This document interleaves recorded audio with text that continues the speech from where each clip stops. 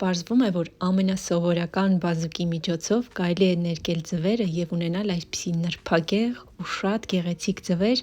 մեր զատիկի սեղանների համար։ Դրա համար նախ հարկավոր է ձուն եփել 12-ից 13 րոպե,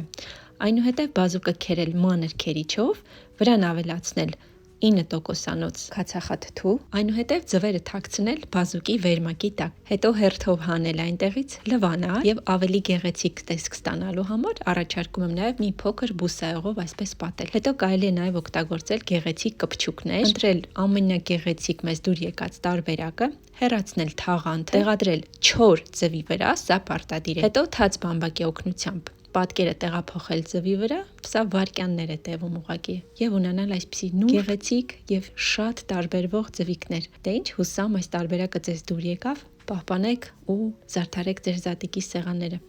Բոլորիդ ուրախ զատիկ եմ մաղթում։